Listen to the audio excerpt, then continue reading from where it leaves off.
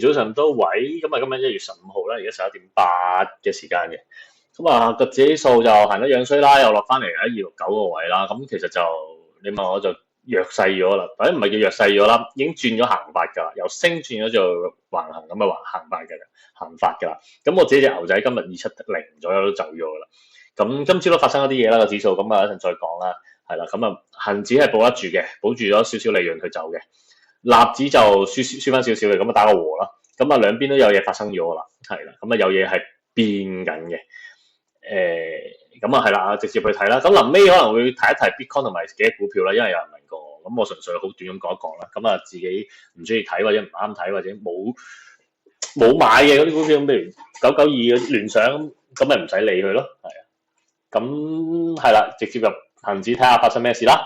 咁啊，大型橫區撞咗個頂部幾次，咁啊講翻啦，黃線係269嘅，講過幾次269啦。咁一直咧諗住啦，個 plan 我哋交易計劃咧係買升噶嘛，買升係因為當日佢做咗個咁嘅嘢啊，黃色係269，佢假穿咗落嚟之後嘗試上，甚至洗一洗先上嘅，咁咧。咁就搏佢買升啊嘛！我哋喺呢個位，咁第一次撞翻之前271個頂啦，咁 OK 嘅，冇問題嘅，落嚟咪同你撞變點白銀，即係上下撞，總之你269頂得住咪 OK 咯。但係咧，因為今日咧就出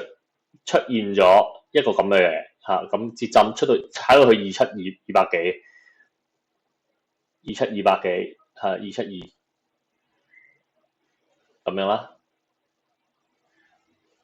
咁啊變咗咩咧？咁啊成啲針咁啊，又即係假突破啦。嗱呢度咧一個變化嚟嘅，咩變化咧？就係本身我買係去升嘅，而個市都行緊係上升，洗完上升，直至今日話咗俾你知，佢唔係上升嘅，佢做咗假突破，佢係變咗入咗一個橫行。嗱橫行未必一定係跌㗎。純粹呢度做假突破，咁咪踩翻個底咯。個底可能係講緊又落翻去268幾咁啦，268頭啦，係啊。甚至樣衰啲嘅話，嗱，你所有劇本你都要幫自己寫定。嗱，佢升嘅可能踩完268頭咧就升啦，佢亦都可以呢個假突破咧係一個跌勢嘅開始嚟嘅，踩翻最壞嘅情況係251、252、253嗰啲位。咁當然啦，而家講得太早啦，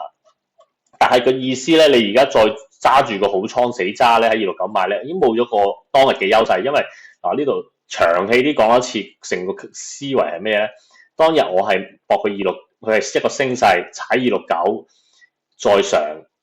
但係今日做咗個假突破，第三個頂之後落翻嚟，佢而家由一個升勢變成一個橫行。咁如果係橫行嘅話，個橫區底部係268。冇一個確實嘅位啦，即係冇咁準確啦，可能26820咁啦，甚至踩到最深嘅去到26758喎，咁我變咗我269嗰注咧係冇優勢嘅啦。咁你今朝仲要，如果你係有跟即時嘅出現咗個頭肩頂嘅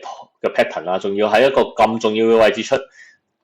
咁就係啦，咁啊仲唔走就等幾時咧？係啦，咁所以咧個指數而家就變咗一個細嘅橫區啦，係啦，咁喺個頂部位置做，我自己就好唔想見到嘅，係啦，因為始終向上打破咧，你係需要有動能嘅，咁如果一個咁大型嘅、咁重要嘅位置你喺度做橫行咧，咁你個 energy 會喺度消耗緊咯，咁我自己就係啦，個市就不停咁跌啦，係咪一路講我跌啦，咁我自己睇或者個部署要小心啲啦，係啦，咁就係咁。咁你問我踩邊度咧？嗱，之前講過266嗰267嗰啲位置，但係咧我自己覺得頂唔住嘅。點解咧？點解當日話會睇嗰啲位係仲要頂得住咧？點解而家又話頂唔住咧？因為當日咧係一個升勢咁睇啊嘛。咁佢向上趌穿300、400、269係啦，突穿200幾點都落翻嚟200幾點，純粹做一個咁樣嘅回調嘅動作嘅啫，或者回踩嘅動作嘅啫，即係向上升300，我齊頭300啦。咁你落翻嚟踩300之後再上嘅啫，係啦，一個咁樣嘅走勢嘅。咁但係而家係變咗個橫區啊嘛，所以呢一隻咁嘅回踩嗰個動作咧，已經係唔再適用噶啦。咁所以咧，你一定要揾翻啲重要嘅支持區。嗱，266、267都會頂嘅，我相信會有反應嘅。但係我自己唔太大期望嘅。我覺得最有起碼啦啊，即係唔知佢炒喺邊度啦，起碼有啲 support 嘅話，即係可以打到逆轉嘅，可能起碼都呢啲位噶啦，唔代表我一定要即係買入，但係我會睇呢啲位噶啦。咁點樣去睇買入咧？我都又畫咗啦，係啦，咁我唔講啦，呢個直情係我永遠都係呢種方法嘅啫，係啦，我要見到呢啲嘅啫，我先會買入嘅。咁啊，可能喺即係咁靚仔266、267做都唔出奇啊，但係咧喺呢度做咧更加有機會咯。咁但係真係樣衰嘅幅圖係啦，咁唔需要急去衝去買入或者估邊度係底啦，暫時我會等啦，或者係啦，或者佢可能佢喺呢度做都得㗎，即係25,780嗰啲位係，即係啲橫區嘅底部做係都係值得買入嘅，到時咁到時咪變咗個優勢翻嚟我度咯，我喺267幾買，咁如果橫行去翻個頂我又贏，升就更加贏得多啦嚇，跌我先輸，跌我咪穿翻嗰個位咪走咯，係啦，咁呢個就係嗰個交易計劃啦，或者下一注嘅部署啦，咁而家走嗰隻牛仔指數即係期貨走咗，咁就喺度等啦，係啦，咁睇下268。得呢個橫行底部有冇 support 或者俾到啲咩 pattern 我哋睇，係啦，咁就係呢個就係恆指嘅睇法啦。咁納指就樣衰啲啦，係啦。有啲朋友就話如果即係仲未穿嗰條線咁樣低啲又啱啱頂得住，可能就炒翻上去。咁我自己個 pattern，我自己睇即係我自己畫嗰啲線咧就穿咗㗎啦，我亦都唔會即係我自己嘅部署先係最重要㗎嘛。你唔好因為幅圖點樣行或者落到邊度又出支陽燭咧，你又走去喐自己條線咯。係你畫咗嗰個位咧，我自己畫咗個位咧就畫咗個位啦。佢亦都驗證過好多次㗎啦。即係我自己覺得我自己本身畫啲位咧都係啦，at least 起碼個市係俾到反應嘅。咁向上你見佢查翻啲線先啦。紅線係頸線啦。咁你見佢都頂過㗎啦，即係頂呢啲位啦。頂之後上頂上，咁琴日就終於想企翻上嚟㗎啦，低開，但係都係企唔到嘅。咁而家直情出現咗個 low 一 low 啦，出現咗個 low 一 low，咁非常之樣衰啦。咁你問我係咪100%跌？咁我永遠都冇100%嘅，咁但係暫時係弱勢，咁咪唔好理，我就唔會做好倉住㗎啦。我做好倉就係黃線呢個附近啦，或者呢個止蝕位啦，係啦，呢個位做嘅。咁就弱啦，呢度做嘅，因為諗住當日係想佢向上三角形一級打啊嘛，見到啲卡嘢咪呢度做咯，咁佢升，咁我講過啦，如果其中當日咧講過兩個行法嘅，咁升嘅行法就係呢個係底啦，之後繼續向上上啦，咁跌嘅我都有講噶，1月9號，excuse me，係啦，咁其中一個跌嘅行法，佢都一定要向上打破，佢先會逆轉，即係唔一定嘅。但係我自己睇佢就算跌，佢都要向即係做一個假突破之後先懟落嚟噶嘛。之後仲話會跌翻落呢啲位㗎。如果係真係向上假突破咁樣，咁佢亦都結果佢真係行咗呢隻啦。我冇買到呢隻，好可惜，真係好可惜。點估啊？係美股強咗咁多年。強咗咁耐啦，或者係咁，佢都有嘗試上翻嚟嘅，上唔到係啦。美股強咗咁多年，結果都係逃離唔到向上假突破，所以咁大型係啦。咁你話係咪係啦？啱啱講係咪一定係跌硬咧？有好少機會，未必係啦。即係你睇下今日啦，而家 V 緊上嚟啦，但係一定要今日，即係今日一定要 V 到啦，因為你向上 V 即係向下洗啦，你一定要係即刻上嘅，你一定要即係如果你係即係純係一個洗嘅。走勢而向翻上打咧，你一定要行得快咯，即係咁樣即刻 V，你唔好咁樣拖到呢啲拖橫行2-3日咯。你今晚就好咁樣上翻嚟踩，之後咁樣向上，或者唔好咁誇張啦，即係可能呢啲位先啦，之後佢再踩啦咁樣。但係總之簡單嚟講，你今日一定要 V 咯，係啦。咁而家係期貨階段啦，佢又好似 V 得好勁啦，但係。即係始終期貨階段啊嘛，美國佬都未起身，咁所以今晚都要再睇。咁我覺得今晚會分勝負啦，睇下佢點樣啦。咁呢個就係納指嘅睇法。嗱，如果做淡咧，亦都唔係而家做嘅，做淡咧係等佢出個頂，睇下佢到紅線嘅時候嘅反應係點樣啦，咁做好倉嘅時候，咪我自己睇啦。佢黃線係一個重要嘅位啊嘛，佢而家使緊黃線呢啲位啊嘛，咁佢就會咪呢啲位做咯。嗱，圈咗俾大家睇先，即係我唔好覺得我一定要睇好或者一定要睇淡，我自己都係見機行事嘅啫。嗱，呢個圓圈綠色係陽燭啊嘛，咁我就綠色圓圈咧就買升嘅。如果要升咧就嗰啲位買嘅。咁如果我要做淡咧，係啦，咁我咪紅色係跌啊嘛，咁咪紅色嘅圈度搏跌咯，係啦，或者佢會洗一洗添，即係變咗向上洗，咁可能隔一隔穿之後先落都唔出奇。咁你到時睇佢即時嘅反應或者夠唔夠動能咯。係啦，咩叫動能嘅？咩叫動能嘅？咩叫動能？咁咪即係向上穿，你一定要有威力咯，即係唔好慢慢趌咯。你要即係俾我睇到嘅係嘣一聲，可能係咯，一夜就升200-300點咁扯上去咯，係啊，好快嘅，係啦，慢慢磨上去之後，突然之間加速嗰啲咧，就反而要小心。係啦，咁呢個就係納指步緊嘅交易部署啦嚇，而家就等啦，而家就喺中間呢位咧就唔需要做任何動作嘅，係啦，反而咧冇玩嗰啲咧，或者應該咁講啦，佢可能真係唔受呢個嘅好在佢唔受呢個嘅消息影響啦，消息面咁可惜啦，亦都佢都冇踩落去，可能已經踩夠啦，咁啊向上突破咗啦 ，Bitcoin 係啦破晒之前啲頂啊，成個區域都你點樣畫都好啦，都已經係破晒㗎啦，係啊，仲踩埋添。係啊，咁即係好可惜啦，冇買到。係，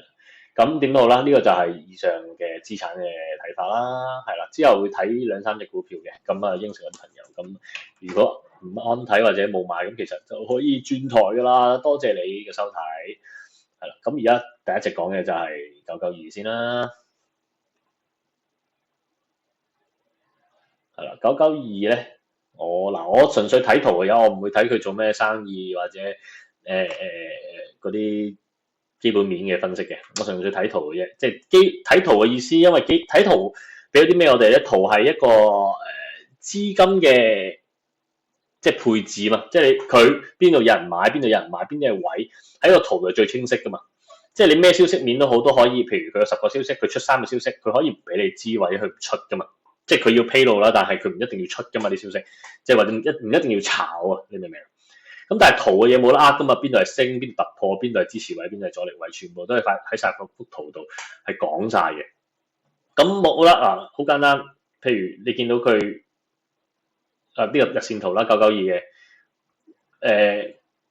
一級一級上啦好雖然行得慢啦，但係都趌緊上嚟啦即係有人問我係咪啲儲貨區，咁我唔知喎，我真係唔知咩叫儲貨區喎，咁我話呢個橫區咯但係咧揀上嚟，咁呢啲太遠啦睇細啲，睇到啲嘢嘅，一路打上嚟，咁之後咧，但係做咗一個本身呢個區域嘅橫嘅，咁嘅意思自然就係配合翻一路佢嘅走勢，就係話佢一級一級打上，即係升橫行啊嘛。咁而家咪入到呢個橫區咯，咁我自己相信啦，呢個區係橫區啦，但係佢有啲我自己會睇，可能會踩8蚊呢啲位置洗一洗嘅，即係佢嘅走勢會係點咧？我自己如果真係要我買，我咪搏佢洗一洗落嚟之後先踩翻，之後又踩翻上邊個橫區咯，個頂部咯。咁呢個我自己睇，如果係啦要我買嘅話，我992我會咁睇咯。係啦，咁呢個做跌即係冇得做跌啦你正股特別992呢啲一定係買升噶啦，咁我唔講跌嘅睇法啦。但係如果佢跌，咁佢都要撞翻啲頂噶，就係咁咯。或者佢跌嘅話，佢都要做一個好明顯嘅假突破，即係儲咗咁多，又係嗰句儲咗咁多年買咁多年，佢要成個有一個有一棍或者有個趨勢去 release 咗 energy，release 晒成嚿嘢嘅 energy， 佢先至可以跌到噶，即係個趨勢先可以逆轉噶。係即係就好似你見啲細股都係嘅，佢一定要有一棍係即係呢個成個係大橫震盪橫區啦，可能或者係儲貨區，佢一定要有一針係抽到 bling 白藍咁，佢先至可以散晒啲貨先至走噶嘛，或者用時間啦嚇，用時間嚟release 個 energy 啦。但係而家唔好見到有跌嘅可能性咯，因為未升啊嘛，係啊，咁就係咁。咁我自己覺得就係、如果我自己分析用圖嚟睇咧係咁咯。咁啊之後有科指啦，科指同呢個恒指都幾唔一樣，因為恒指有幾大型嘅橫區啊嘛，但係咧科指係冇嘅喎，科指係冇咗嗰個橫區嘅喎，即係 OK 呢個卡嘢都仲有啦，呢個大型嘅儲貨區，但係咧上到嚟咧係冇咗嗰個冇係啦，等下先，即係走勢係相近嘅，但係其實又唔咁相近，即係呢個框架啊，呢個行咗其實都哇9月開始行咗差唔多半年嘅橫區啦，科指係冇嘅，科指一浪升一浪嘅。咁但係我覺得啦，有機會啦，佢而家同恒指一樣，都可能入咗一個短期嘅震盪區域啦。你見到，因為點解咁講咧？短期啦嚇，呢度兩個頂，咁呢度兩個底，係啦，可能同恒指一樣啦，入咗個震盪區域震一震先啦，洗一洗又咩又儲一儲貨，咁亦都非常合理嘅。點解合理咧？咁因為呢度行咗一浪嘅行咗一段升幅啦，咁而家做一個唞氣嘅動作，或者唔係升就係橫行咁啊，升完就係要橫行噶啦，係啦，升咗一段，咁而家做翻一個橫行嘅動作，咁其實呢度應該係又係0.68嘅位置啦，咁可能喺度摸一摸啦，係咪0.68咧？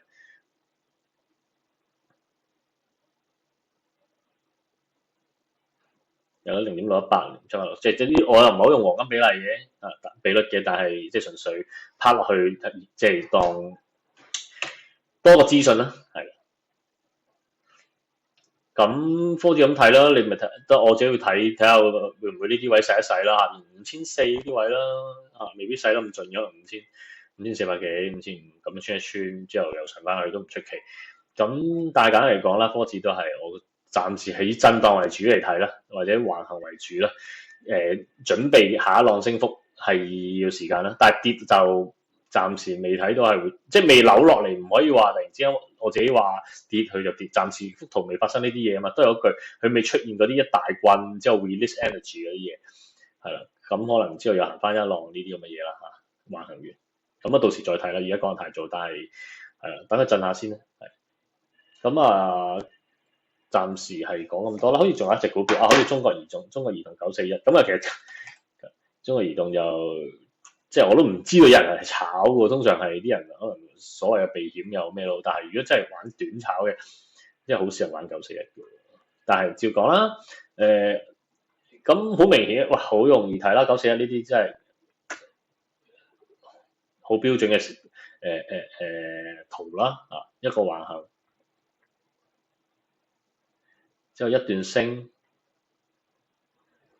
之後咁當然啦，而家又入橫行啦，所有嘢都好似入咗個震盪區域咁啊！咁其實所有嘢都係互相影響嘅，即係同一樣嘢嚟嘅，大家嘅指數嗰啲成分股啊，或者大細咁，係啦，咁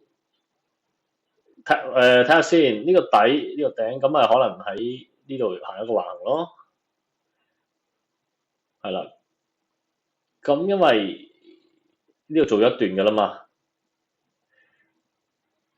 升橫行做一段之後升，咁你前呢度就有一級可以定一定噶啦，咁自然就係呢個橫區而家變成喺呢一度咯，上一格嘅位置咯，咁亦都喺呢度磨啦，同所有指數啊、科指嗰啲一齊喺度儲貨又好咩好啦 ，consolidation 啦，即係鞏固下啦嚇。咁股票就係咁啊，90%時間咧其實都係橫行，得1成時間升嘅啫，或者跌啦，趨勢得1成時間。咁所以等下啦，等下啲70零蚊嗰啲位會唔會又做一啲針嘅動作俾你加貨又好，買入又好啦。